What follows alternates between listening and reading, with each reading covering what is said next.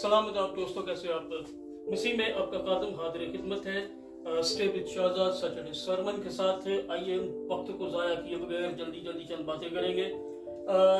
पौलुस रसूल का खत है, कुलसियों के नाम है और उसका 2 बाब है, 15 आयत है। और यहाँ पर यूँ लिखा है, उसने हुकूमतों और इख्तियारों को अपने ऊपर से उतार कर उनका बरमला तमाशा बनाया और सलीब के सबब से उन पर फतह याबी का शादियाना बजाया।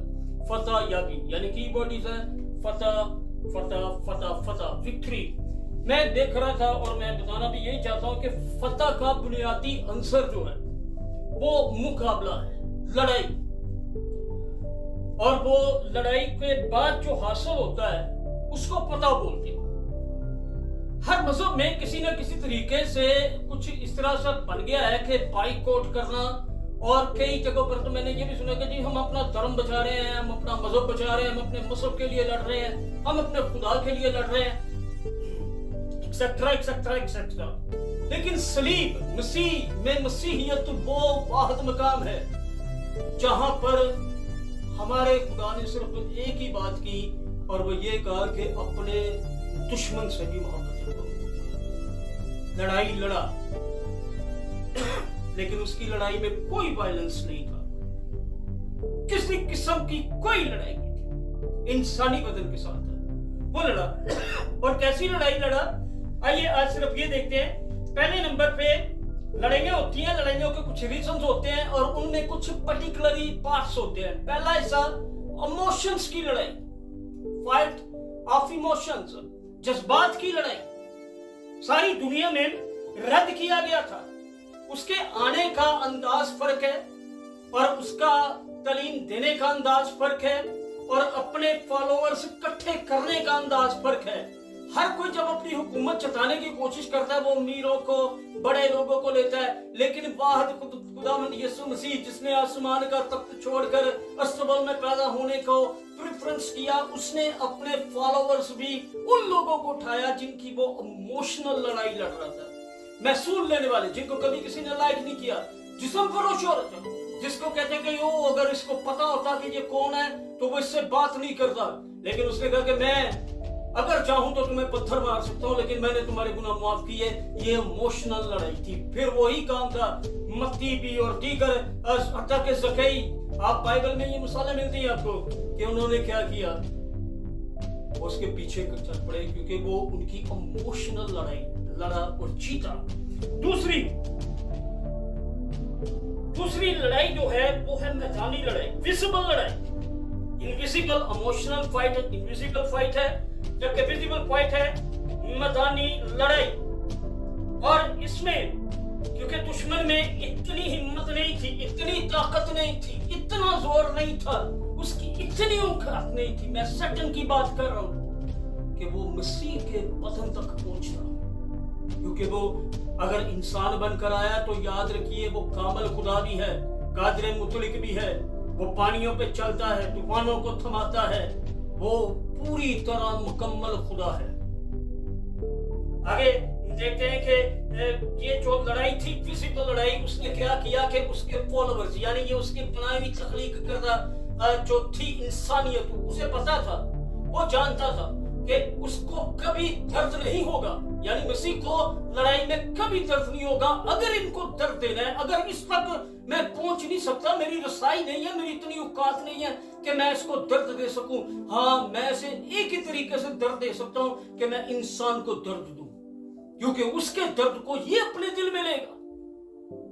तो उसने क्या किया, उसने ये भी लड़ाई जीती। उसने अंधों को ठीक कर दिया, उसने लंगड़ों को चला दिया, कोड़ियों को पाक कर दिया, गूंगों को बोलने की ताकत दी, और वो आज भी शिफा बांट रहा है। ये मैदानी लड़ाई थी, ये भी वो जीत गया। तीसरी और बड़ी लड़ाई, और वो था अटैक। कई अटैक किए दुश्मन ने, लूसीफर ने, शैतान ने, लेकिन उसने एक ही अटैक किया। और जब अटैक किया तो बाइबल क्या फरमाती है, आइए देखते हैं कि पौलुस रसूल उसके अटैक को कैसे कहता है।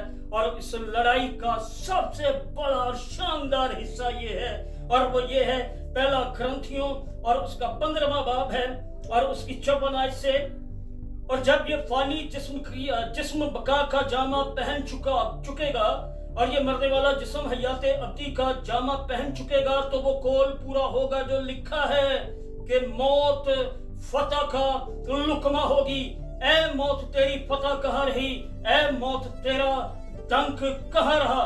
एक और हवाला हम देते हैं कि यूहन्ना अरब का मुकाशवा है और वहां पर हम देते हैं गलबन ये पहला बाब है और उसकी आयत जो है वो है तकरीबन, अगर हम शुरू करते हैं 14वीं आयत से 12वीं आयत से 12वीं 13वीं, लेकिन 14वीं और यहाँ से लेकर गलबन 20वीं आयत तक है।